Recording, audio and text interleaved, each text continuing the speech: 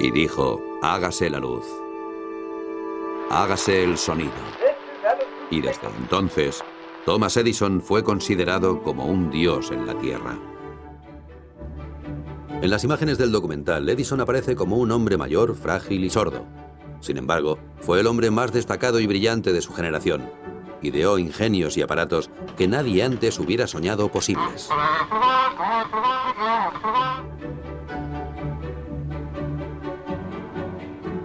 Sus inventos condujeron a Estados Unidos hacia un nuevo siglo y al mundo entero hacia una nueva era.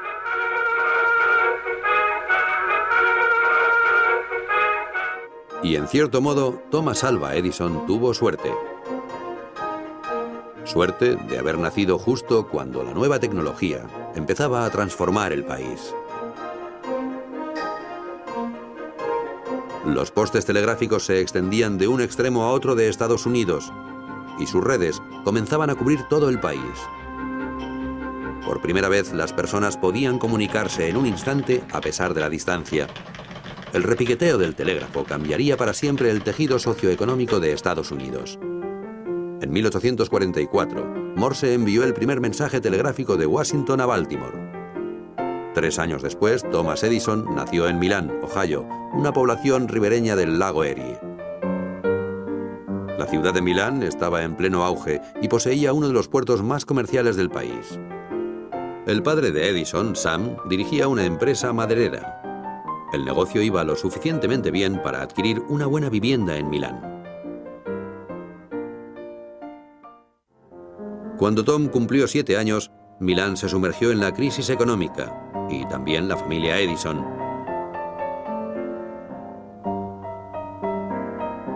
La familia se mudó a Port Huron, en Michigan, una población situada a orillas del río Santa Clara. Sam Edison desarrolló varios proyectos para ganar dinero. Construyó incluso una torre de 3 metros desde la que se podía contemplar el paisaje a vista de pájaro por 25 centavos. Por su parte, el joven Tom se aburría constantemente y tenía problemas en sus clases. Según dice la leyenda, una maestra llegó a tacharlo de loco. Así las cosas, su madre, Nancy, que había sido maestra, decidió que ella educaría a su hijo en casa. Además de los libros, a Edison le encantaba el ferrocarril. A veces subía a la cabina del tren con los maquinistas. A los 12 años ya vendía dulces y periódicos en el tren que viajaba diariamente a Detroit. Edison llegó incluso a publicar su propio periódico en el furgón de equipajes. El Weekly Herald recogía tanto el cotilleo local como espacios de humor. La publicación incluía el típico optimismo de Edison. En escasas semanas nuestro periódico será más extenso. La infancia de Edison se convirtió en leyenda gracias a la película El joven Edison, protagonizada por Mickey Rooney. Mickey Rooney encarnó el papel del joven Edison, siempre metido en líos y haciendo explotar cosas allá donde iba.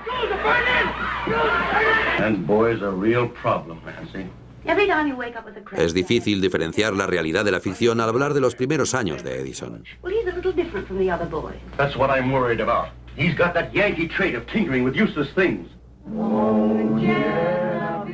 Sin embargo, en su infancia ocurrió un hecho que no forma parte de ningún mito cinematográfico. La capacidad auditiva de Edison empezó a deteriorarse. La circunstancia que cambió bruscamente la vida de Edison le sobrevino a la edad de 15 años. Edison estaba pasando unos días en Mount Clemens, una estación ferroviaria dirigida por James Mackenzie.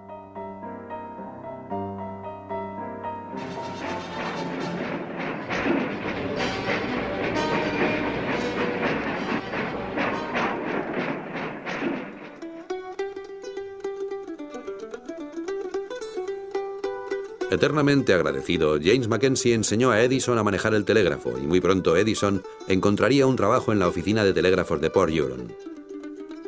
En plena adolescencia se convirtió en un operador itinerante siempre en búsqueda de nuevas oportunidades para aprender. Realizó su primera parada en el empalme de Stratford, Canadá.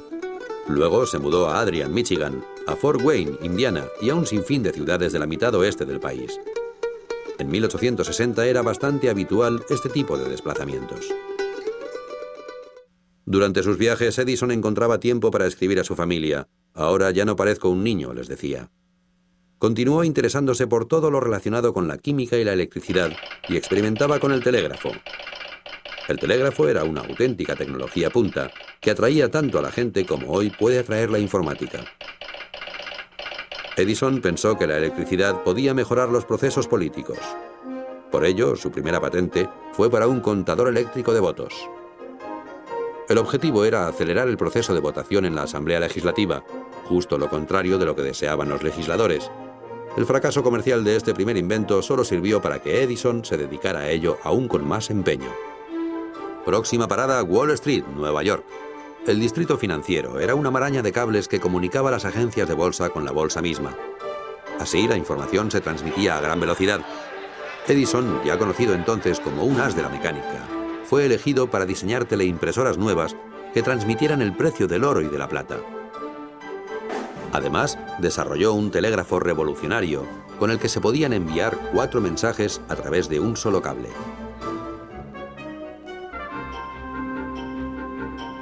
Edison tenía su tienda en Newark, Nueva Jersey.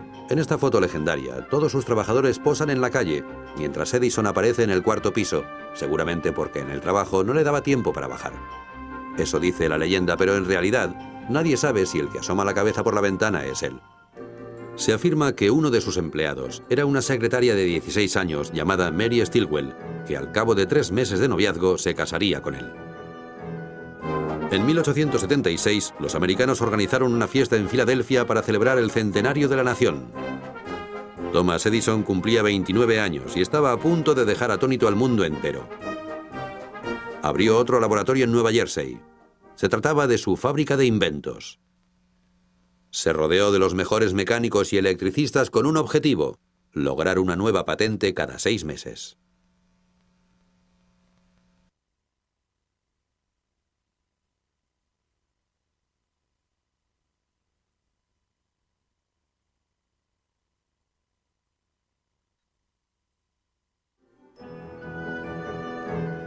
Gracias al desarrollo del transmisor telefónico, Edison descubrió su invento estrella. Él intuía que una cabeza de aguja vibrante podría hacer hendiduras en un trozo de papel, hendiduras que podrían ser reproducidas a continuación. Edison sustituyó el papel por aluminio y consiguió grabar la voz humana. So by turning the tinfoil flywheel and getting a constant speed, you can shout into this machine. Testing 1, 2, 3, 4. Mary had a little lamb, its fleece as white as snow. El dispositivo es una maravilla por su simplicidad. La voz humana hace vibrar un diafragma, que a su vez mueve una púa que deja marcas en el aluminio. Cuando la máquina vuelve al punto de inicio, las marcas hacen vibrar de nuevo el diafragma, que reproduce el sonido original.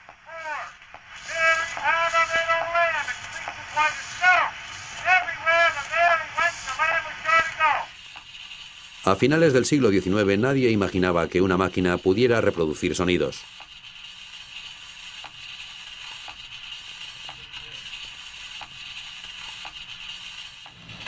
Francis Joule trabajó con Edison como ayudante en el laboratorio. 50 años después rememoraba la reacción social que provocó el fascinante fonógrafo de Edison.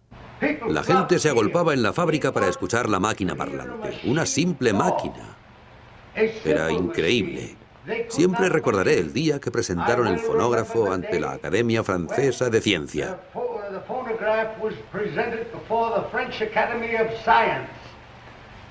Dos de sus miembros más ilustres se levantaron y dijeron: «Es imposible. El hombre que gira la manivela es un ventrílocuo. Esto es una estafa americana». Edison posó en el estudio de Matthew Brady y concedió entrevistas a multitud de periodistas. A él le gustaba hacerse publicidad y a ellos les gustaba oír las citas que Edison inventaba.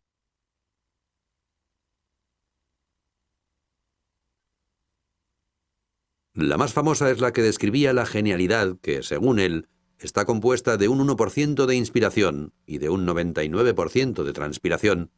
La siguiente inspiración de Edison consistió en un sistema de iluminación eléctrica. Aunque el mundo no vivía en plena oscuridad en 1878, en las grandes ciudades ya existían enormes farolas que desprendían peligrosas chispas y emitían una luz muy intensa. Muchas casas eran iluminadas con lámparas de gas o de humeante queroseno. Sin embargo, Edison creía en el futuro de la luz eléctrica. Todo el año siguiente, sus colaboradores y él investigaron cómo podía ser la lámpara ideal. Esta fue una de las épocas más felices de Thomas Edison, que compartió con su equipo de confianza en el laboratorio.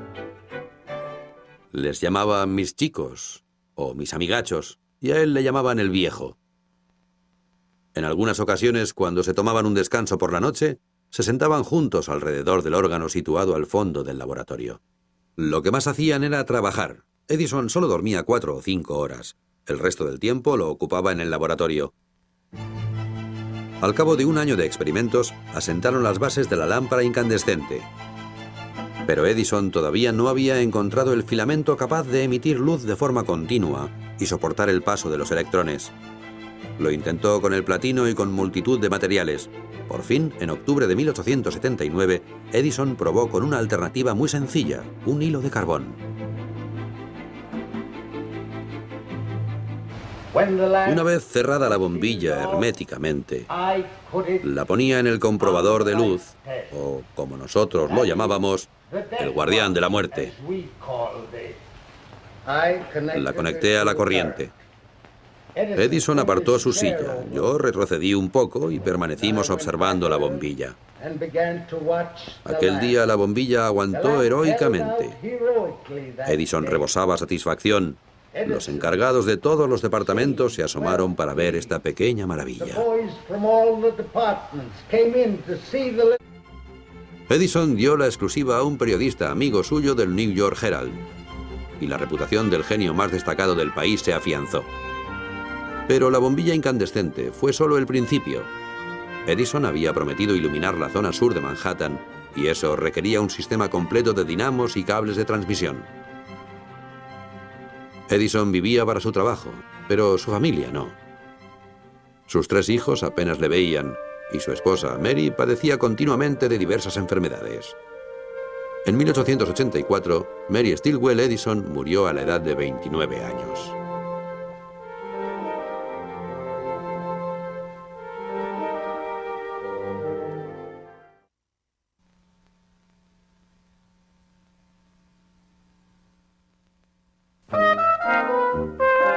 En un periódico se llegó a publicar que un nuevo invento de Edison podía alimentar a todos los seres humanos. Fue una broma del Día de los Inocentes, pero la gente lo creyó.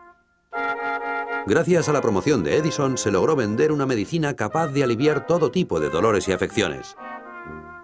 Y cada vez más los niños recibían el nombre del inventor. Así existía Mark Edison Silverstone de St. Louis y Edison Bulverton de Red Rock, Oklahoma.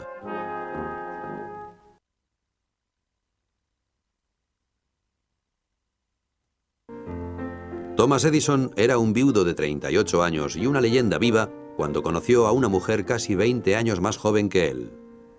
Minna Miller tenía solo 19 años y era la hija de un millonario de Ohio. Edison se enamoró locamente de ella. Durante un tiempo escribió un diario. En él constan estas palabras: hoy, pensando en Minna, casi me atropella un coche. En 1886 se refirieron a su matrimonio como el acontecimiento social más importante de Akron. Edison y Minna tuvieron 3 hijos más, entre ellos Charles, que luchó por ser gobernador de Nueva Jersey. En esta segunda ocasión, Edison no fue tan negligente con su familia. Como antes, aparecía rara vez por casa, pero al menos firmaba como siempre tu amante en sus cartas a Minna. Entretanto, había mucho trabajo por hacer.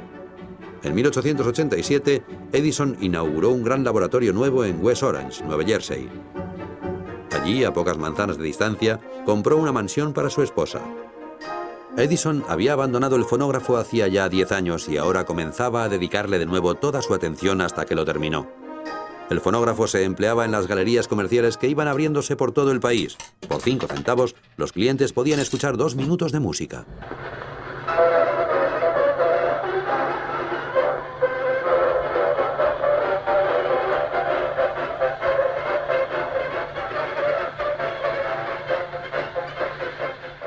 Edison prefirió utilizar cilindros de cera en lugar de discos porque consideraba que el cilindro aportaba una tecnología superior. Ese fue el primer error. El segundo fue que siempre elegía él la música.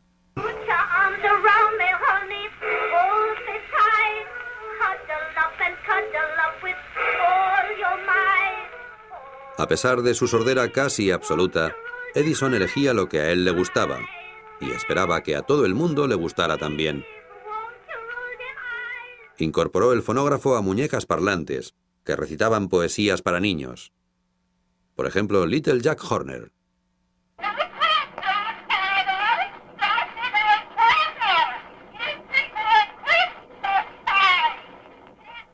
Era imposible entender a la muñeca parlante, pero muy fácil de romper.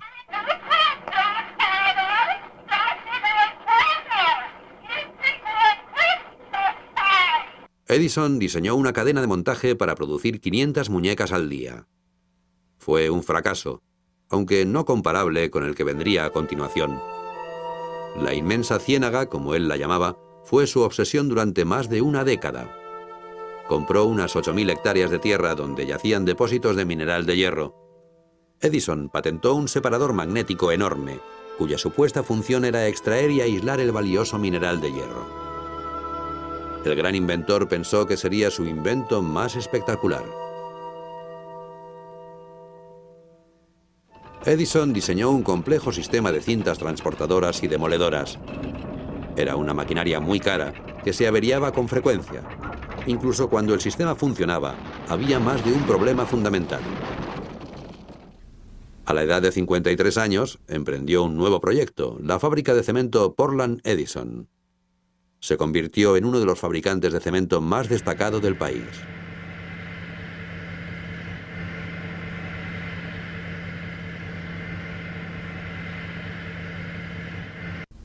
Edison también pretendió construir casas en serie. Patentó un sistema para construir una casa de cemento en 6 horas. Se trataba de viviendas dirigidas a las masas obreras. Esta es una de las casas de cemento que Edison construyó en Montclair, Nueva Jersey. Todo lo que hay dentro y fuera de la vivienda está hecho con el cemento de la fábrica de Edison. Edison quería que sus viviendas de cemento tuvieran también una chimenea de cemento, así como un mueble de cemento para el fonógrafo. Construyó unos cuantos modelos, muchos de los cuales siguen en pie hoy en día, pero nunca se lanzó a la construcción en serie. Al comienzo del nuevo siglo, Tom Edison era propietario de un imperio. La fábrica de cemento se fusionó con otros negocios también pujantes, incluyendo la fábrica de baterías y los talleres de fonógrafos.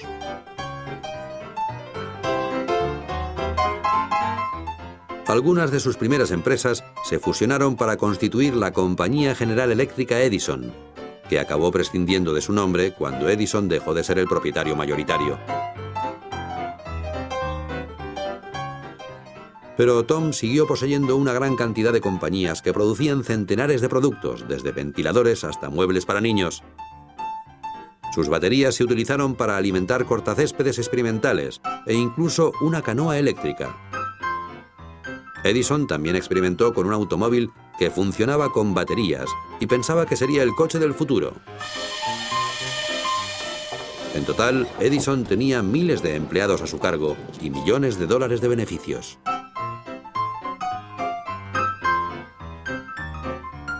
A Edison le gustaba fumar puros finos. Aún así, en una carta a un amigo podemos leer: "No contrato a nadie que fume cigarrillos".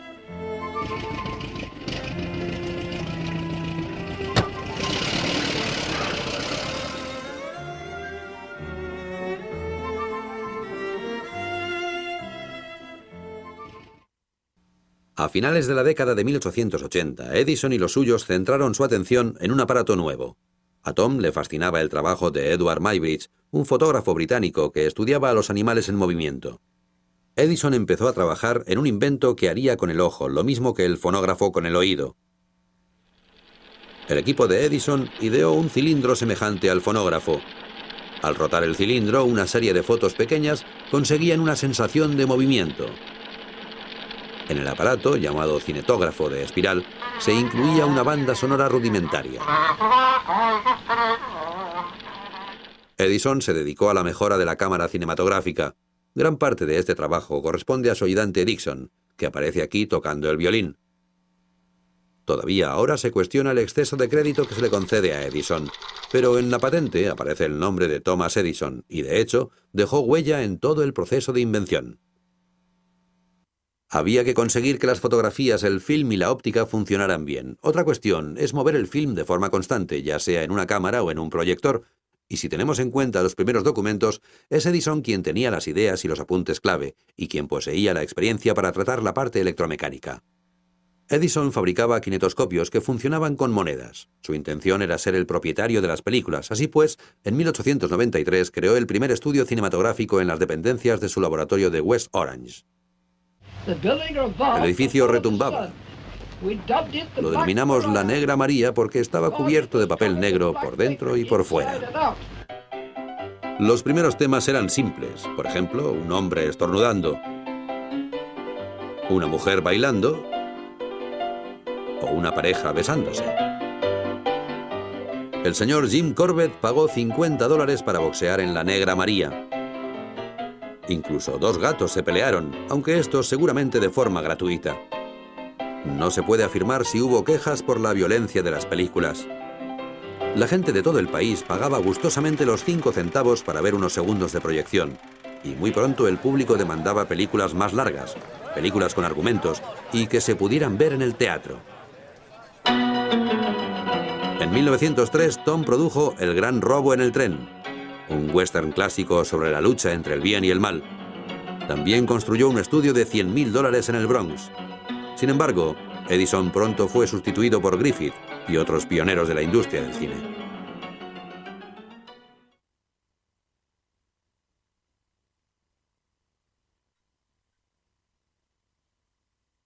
La cámara de Edison estuvo disponible a tiempo para captar su gran amistad con el poderoso empresario de los automóviles, Henry Ford. Su relación era similar a la de un padre con su hijo, y Edison era el padre.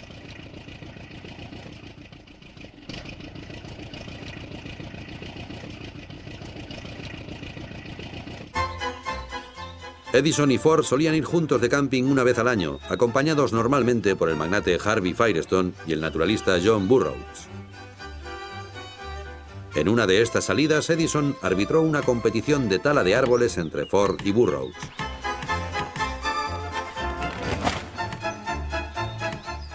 A estas excursiones no les faltaba de nada. Los periodistas y las cámaras inmortalizaban cada momento, incluso las legendarias siestas de Edison. En ciertas ocasiones, hasta algún presidente se dejaba ver por allí. En este caso se trata de Warren Harding. Presidentes como Harding y más tarde Herbert Hoover querían que el público les viera con Edison, sobre todo en las campañas electorales.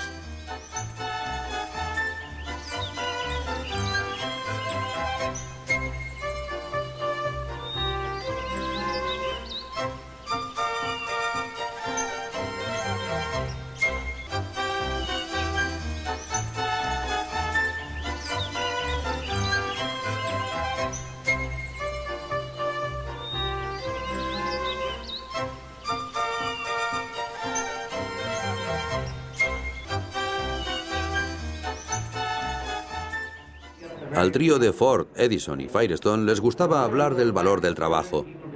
Aquí se les ve interviniendo en un programa radiofónico nacional, y es evidente que Edison no oye ni una palabra. ¿Cuál es su opinión sobre las oportunidades que hoy en día tienen los jóvenes? Bien, ahora se lo preguntaré. Está aquí mismo. ¿Quiere contestar a la pregunta ahora? ¿Ahora? Sí, ahora más que antaño. Los inventos y los descubrimientos no tienen fin. Durarán toda la eternidad. Hoy en día, los jóvenes tienen más oportunidades que antes. Pero al viejo, como le llamaban sus compañeros, no le quedaban ya muchas oportunidades. Edison continuó trabajando sin descanso en el laboratorio, pero su enorme productividad descendió bruscamente.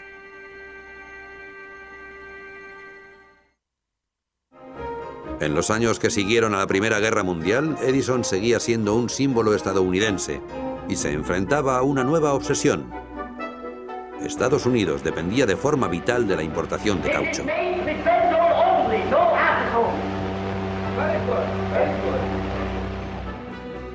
En el estado de Florida, Edison empezó a investigar una alternativa nacional. Me gustaría aclarar que no estoy trabajando en un tipo de caucho sintético, sino en un tipo de caucho natural. Edison diseñó y patentó una nueva máquina que procesaba las plantas, las hervía y las convertía en caucho. Así, Edison consiguió caucho derivado de diversas plantas, pero dado el descubrimiento del caucho sintético, este proceso acabó siendo superfluo. A pesar de todo, cuando Edison cumplió 80 años, se le rindió homenaje por sus primeros inventos y se olvidaron sus fracasos. En 1928 fue condecorado con la Medalla del Congreso y se le dio así un puesto en el Panteón estadounidense. Ese mismo año, Henry Ford reconstruyó el laboratorio de Edison de Menlo Park en Dearborn, Michigan. En la actualidad forma parte del Museo Henry Ford y de Greenfield Village. Thomas Alva Edison siempre está vivo entre nosotros. El inventor, que solo había cursado 3 meses de colegio oficial, recibió títulos de diversos estudios honoríficos. Este corresponde al Rollins College de Florida. Gracias, eso es todo. ¿No te parece precioso este día de cumpleaños? Sí. El cumpleaños de Edison se convirtió de forma oficiosa en una fiesta nacional. Todos los años los cámaras y los reporteros recogían las sabias palabras del gran hombre. Su último cumpleaños fue en 1931 a la edad de 84 años. ¿Qué piensa del cine sonoro? ¿Qué pienso de las películas sonoras? No lo sé. Nunca he oído ninguna.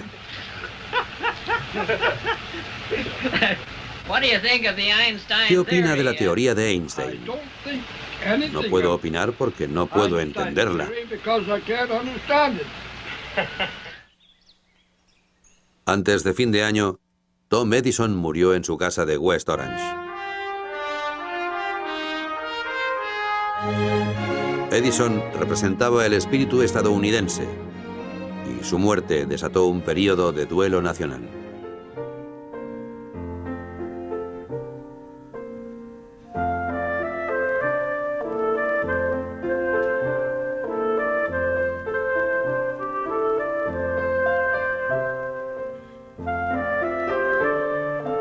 El nombre de Thomas Alva Edison todavía significa mucho en Estados Unidos. Su laboratorio de West Orange es ahora un museo nacional que recibe decenas de miles de visitantes al año.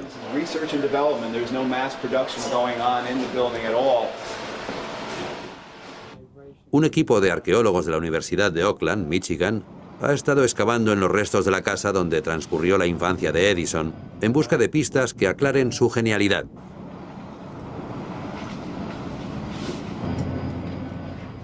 Entretanto, otro equipo de investigadores de la Universidad de Rutgers se encarga de clasificar los 5 millones de documentos que Edison dejó como legado. Este proyecto no estará finalizado hasta bien entrado el siglo XXI. A pesar de estos estudios, al igual que Edison no podía entender la teoría de Einstein, tal vez nosotros nunca entenderemos la peculiar brillantez de Edison. Cuando Thomas Edison nació en 1847, los estadounidenses viajaban a caballo y en carruajes, y se comunicaban a través del correo que transportaban las diligencias y el Pony Express. Cuando Edison murió, los coches, los aviones y la comunicación instantánea eran ya una realidad. Edison lideró una revolución en la mecánica y en la electricidad, una revolución similar a la de las tecnologías de la información a fines del siglo XX. A veces se comenta que Edison recibe demasiados homenajes y que su habilidad radicaba en elegir al personal adecuado. Pero el hecho es que los inventos pertenecen a Edison.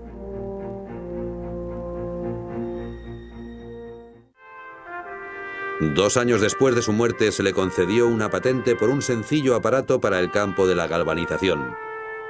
Era la número 1093. Su imaginación y su constancia en el trabajo aportaron 3 de los inventos más destacados de la historia, inventos que dieron paso a una nueva era. En efecto, contrató a la gente adecuada, pero fue Edison quien proporcionó la inspiración y la transpiración, como él decía. Tenía estas virtudes tan desarrolladas que cambiaron el mundo para siempre.